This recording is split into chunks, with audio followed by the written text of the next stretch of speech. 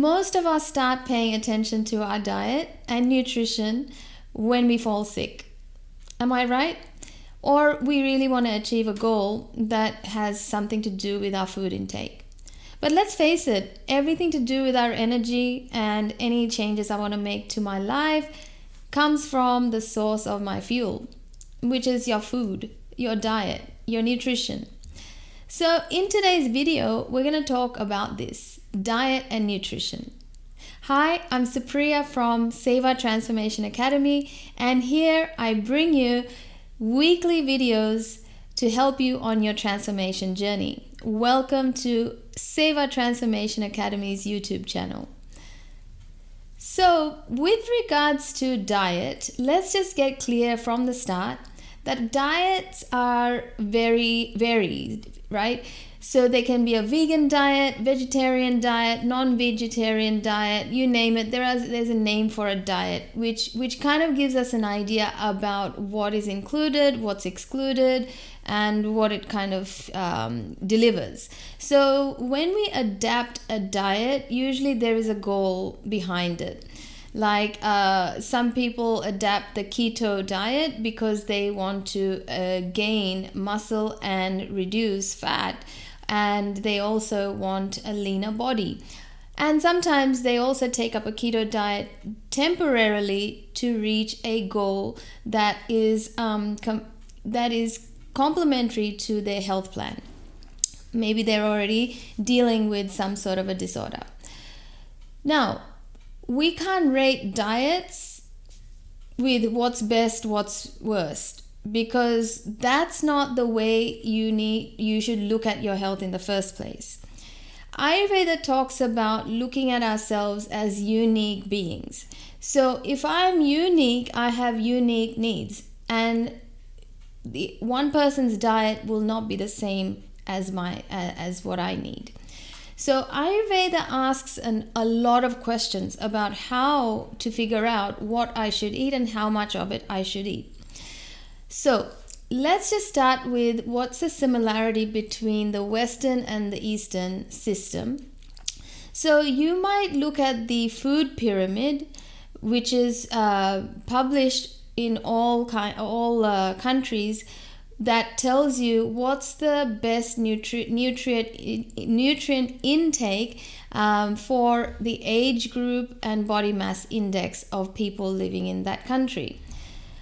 In the comments and description section below, I have added a link for you to follow to find out this information. It's a very quick and easy way to discern exactly how much of what you should be eating in your daily diet to make sure that you don't go into deficit or surplus of something. Because as we know, if we don't eat enough of something and we are not getting our nutrition, then we are at risk of some diseases as much as we can overeat of something and also fall sick. Now, Ayurveda goes a step further than this.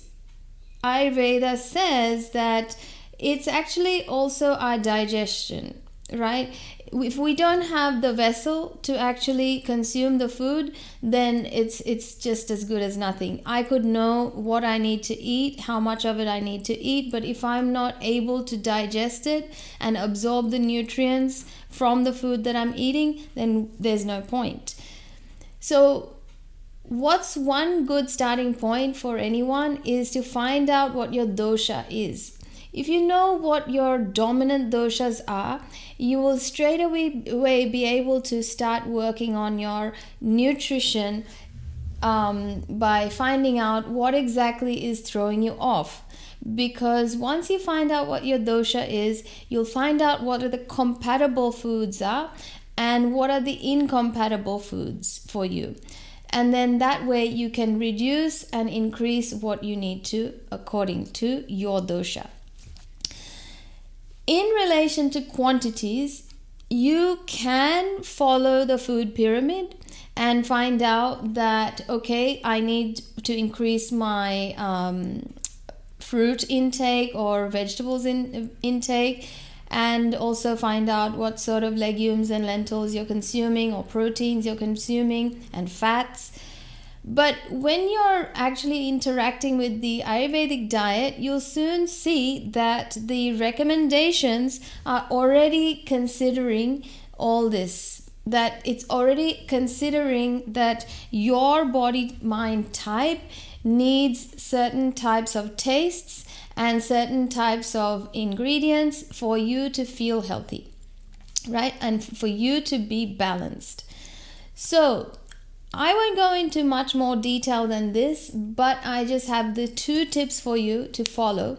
You can go to the Australian Dietary Intake Food Pyramid link that I've added below and do a dosha quiz to find out exactly what your dosha is, to find out online, anywhere online, what your dosha should be avoiding and increasing in terms of food. In the very near future, I will be talking about the imbalances. What we need to pay attention to, other than knowing what our dosha is, knowing what's good for us, is also knowing whether we are in balance or imbalanced. Some of the imbalances have early signs, and these early signs can guide us as to exactly what foods to reduce or increase as per what our imbalances are. But firstly, to get started, you do need to develop an eye and an appetite and a lifestyle that includes this sort of a mindset where you are looking at food in a way that you're seeking compatibility rather than eliminating, right? So mindset is really important, and getting started with the journey of eating what's going to balance you is with knowing what is your balance point. You need to know your unique dosha to find out exactly what would be the right thing for you. So I leave you here, and please do check out my video next week. But thank you for watching. Have a great week. See you next week.